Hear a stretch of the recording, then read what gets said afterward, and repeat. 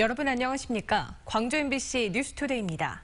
먼저 오늘의 주요 뉴스입니다. 지자체의 약국 단속 정보가 사전에 유출됐다는 의혹이 일고 있습니다. 약사들끼리 약품 가격을 담합했다는 정황도 드러났습니다. 올해도 고등학교 배정에서 원거리 통학 문제가 반복됐지만 근본적인 해결책은 여전히 멀어 보입니다. 프로축구 시즌 개막이 한 달도 남지 않았지만 광주FC는 아직 스폰서를 구하지 못해 올해도 운영난이 걱정입니다. 내일부터 일반 주택에도 화재 감지기와 소화기 설치가 의무화되지만 지키지 않아도 처벌이 없어서 실효를 거둘지는 의문입니다.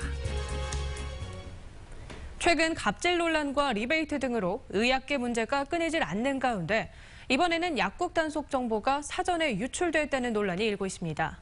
단속을 하는 감독기관이 미리 단속 정보를 약사들에게 줬다는 건데 단속이 과연 제대로 이루어질 수 있었을지 의문입니다. 송정근 기자입니다.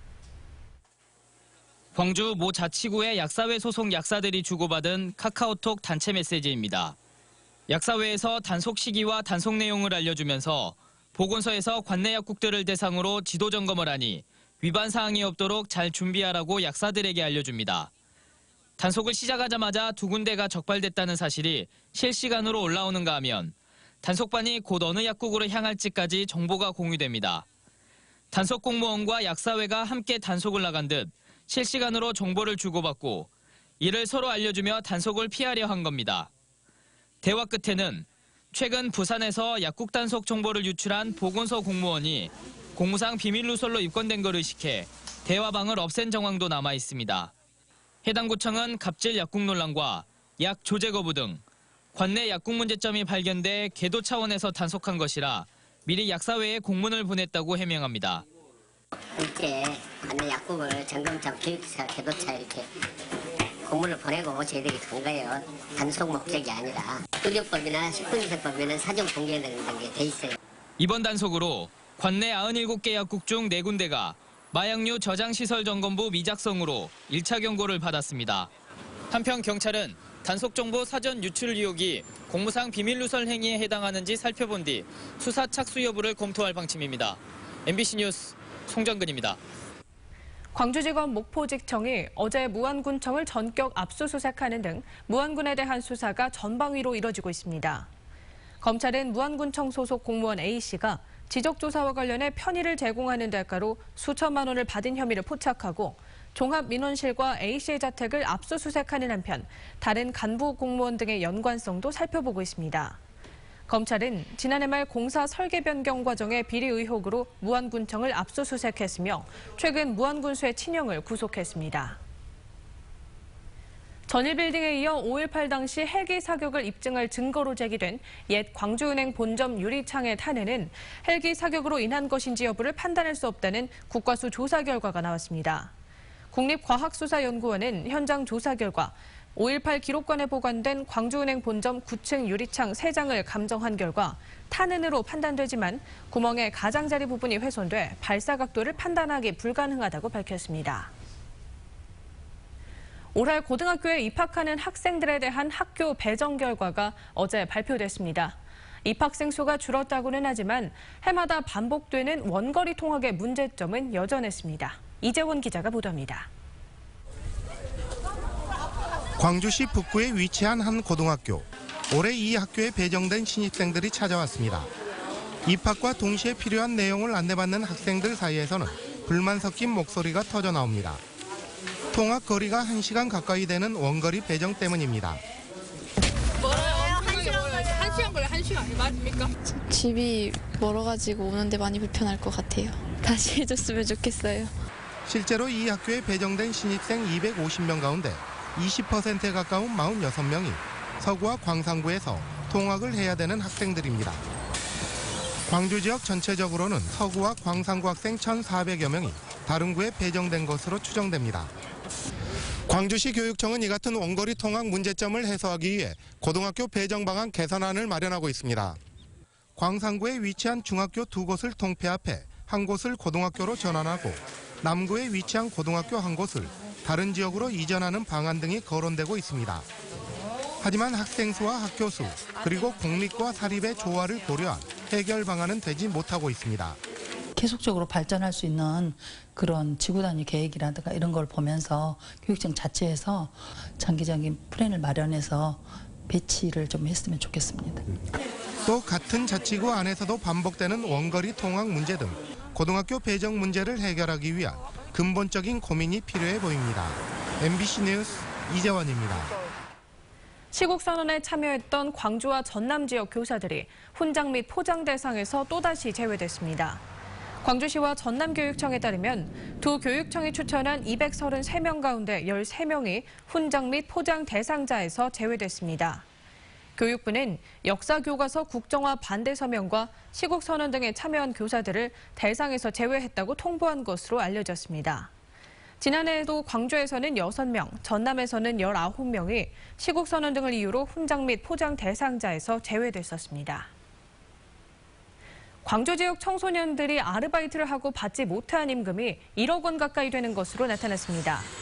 광주 고용노동청은 지난해 청소년들이 일하는 카페와 노래방, 숙박시설 등 200여 곳의 고용 실태를 점검한 결과 모두 800여 건의 위반 사실을 적발했습니다. 위반 유형으로는 임금 미지급이 가장 많았고 미지급 금액은 9,800만 원에 달했으며 근로계약서 미작성과 법정 최저임금 미준수가 뒤를 이었습니다. 내일부터 일반 주택에도 화재 감지기와 소화기 등 소방시설 설치가 의무화되는데요. 주택 화재는 예방이 최선이지만 설치하지 않아도 별다른 처벌이 없어서 여전히 설치율은 낮은 실정입니다. 김진선 기자가 보도합니다. 지난 16일 새벽 서울의 한 5층 다세대 주택에서 불이 났습니다. 20여 명이 건물 안에 있었지만 감지기가 울린 덕분에 모두 빠져나와 인명피해는 없었습니다. 감지기와 소화기는 이제 아파트뿐 아니라 모든 주택에 의무적으로 설치해야 합니다. 전남 도내 일반 주택의 소방시설 설치율은 57%. 전수조사가 아닌 기초생활수급자 등 설치 지원 예산을 기반으로 한 수치여서 실제 설치율은 더욱 낮을 것으로 추정됩니다. 그런 생각도 안 해보고 저런 생각도 안 해보고 조심은 많이 하니까.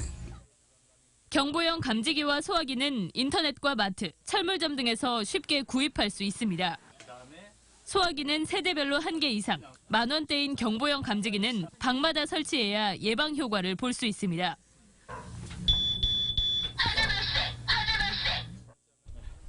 오는 5일부터 소방시설 설치가 법적으로 의무화되지만 어길 경우 벌칙 조항은 없어 소방당국도 고심하고 있습니다.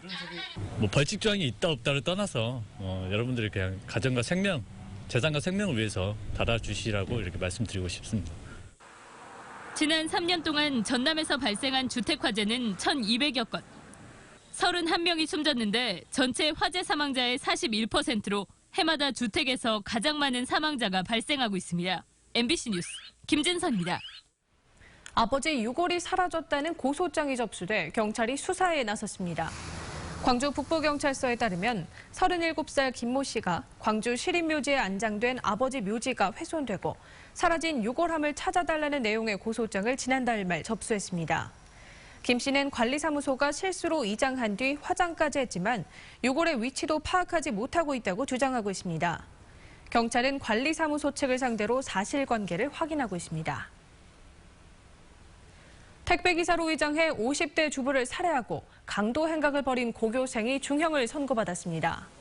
광주지방법원은 강도살인 등의 혐의로 기소된 18살 최모 군이 사전에 범행을 계획했고 유족들과 합의가 이루어지지 않았다며 징역 18년을 선고했습니다. 지난해 6월 최 군은 광주의 한 아파트에 침입해 주부를 살해한 뒤 일본 밀항을 시도하다 경찰에 붙잡혔습니다.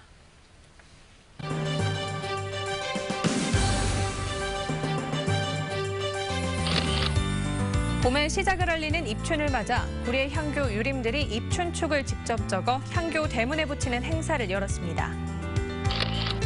KTNG 전남본부가 여수 수산시장 화재로 피해를 입은 상인들에게 성금을 전달했습니다.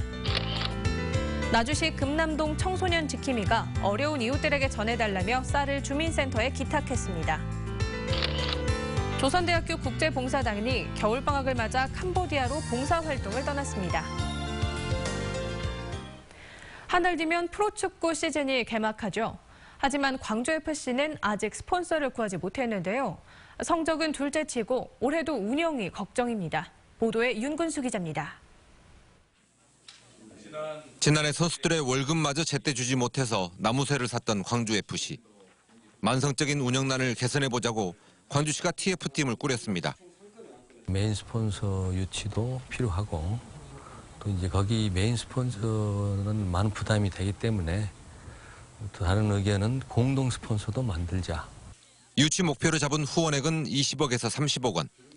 광주은행이라든지 신세계라든지 한국전력이라든지 빠른 시일 내에 좀 그 결과를 내서 유니폼을 삽입하고 개막전에 같이 할 수 있으면 좋겠죠. 하지만 올 시즌 개막을 한 달 앞둔 지금까지 후원을 약속한 기업이나 단체는 한 곳도 없습니다. 이대로 가면 올해도 대부분 광주시 예산으로 구단을 운영해야 합니다. 작년까지 5년 동안 광주시가 구단 운영비로 지원한 예산은 213억 원. 올해는 운영비 60억 원에 전용구장 건립비 등을 합쳐서 107억 원이 투입될 예정입니다. 예산이 들어가는 만큼 시민들이 누릴 수 있다면 문제될 게 없지만 실상은 그렇지도 않습니다. 지난해 광주FC의 경기당 평균 관중 수는 3,700명에 불과했고 특히 유료 관중은 1,500명으로 1부 리그 12개 구단 가운데 꼴찌였습니다. 투자가 안 되니 관중이 안 들고 홍보 효과가 적어서 스폰서가 나타나지 않는 악순환이 되풀이되면서 구단을 운영할 만한 기업을 찾든지 아니면 운영을 포기하든지 이제는 결정해야 한다는 주장까지 나왔습니다. 구단주인 윤장인 시장이 광주FC에 더 관심을 가져야만 해법이 나올 수 있다는 비판의 목소리도 있습니다. MBC 뉴스 윤근수입니다. 광주 지역 환경단체가 광주 남구가 추진 중인 영산강 승촌보 일원 수변도시 조성 계획을 중단하라고 요구했습니다. 광주 환경운동연합은 남구 측이 에너지밸리 산업용지가 부족한 점을 사업 추진 이유로 들었지만 이는 과잉 추산에 따른 것이며 추가로 필요하더라도 영산강 주변은 부적합하다고 지적했습니다. 또 녹조와 악취가 심한 승촌보 일원에 카지노와 특급 호텔 등을 짓는 사업에 한국수자원공사 등이 4조 원에 달하는 사업비를 투자할 가능성도 낮다고 덧붙였습니다. 광주 남구 고싸움놀이 축제가 조류 인플루엔자, AI 확산 우려로 잠정 연기됐습니다. 광주 남구청에 따르면 광주 7석 고싸움놀이 보존회는 임시 이사회를 열고 오는 10일부터 4일간 열 예정이었던 축제를 4월 말께로 미뤘습니다. 이는 정부가 최근 주춤해진 AI가 확산세로 돌아설 수 있다며 정월 대보름맞이 민속축제와 세시풍속 행사를 취소 또는 연기해달라고 요청한 데 따른 조치입니다.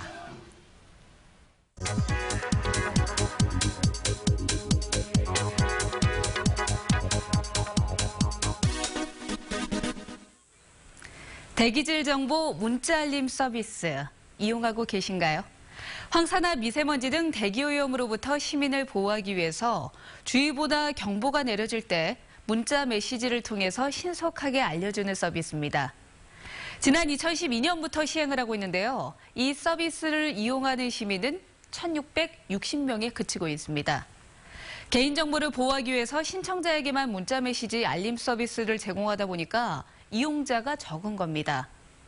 올 1월 들어서 광주 지역의 미세먼지 주의보가 4차례나 발령이 됐고요.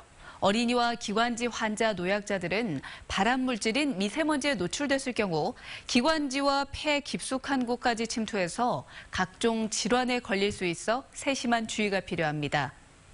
문자 알림 서비스는 광주시 보건환경연구원 홈페이지에 접속해서 휴대폰 인증을 하면 무료로 이용할 수 있습니다. 카드뉴스였습니다.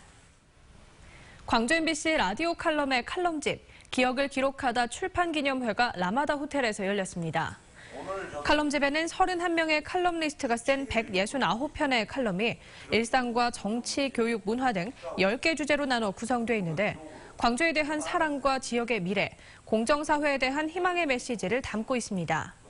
광주 MBC 라디오 칼럼은 지난 2013년부터 호남을 대표하는 여러 전문가들의 축적된 경험과 삶에 대한 생각 등을 방송하고 있습니다. 봄이 시작된다는 절기 입춘입니다. 절기답게 추위가 많이 누그러졌는데요. 다만 날이 흐립니다.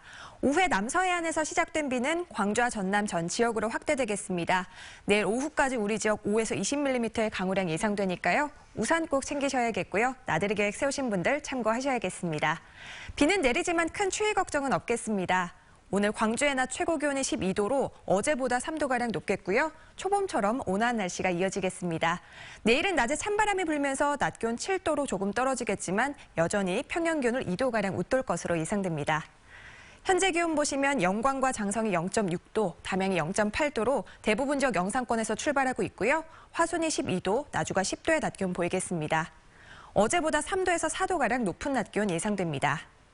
곡성과 구례, 보성이 11도로 예상됩니다.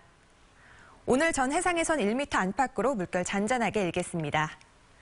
다음 주 중반까지는 낮에 평년 기온을 웃돌겠고요. 목요일에 낮 기온 뚝 떨어지면서 눈이 내리기 시작하겠습니다. 날씨였습니다.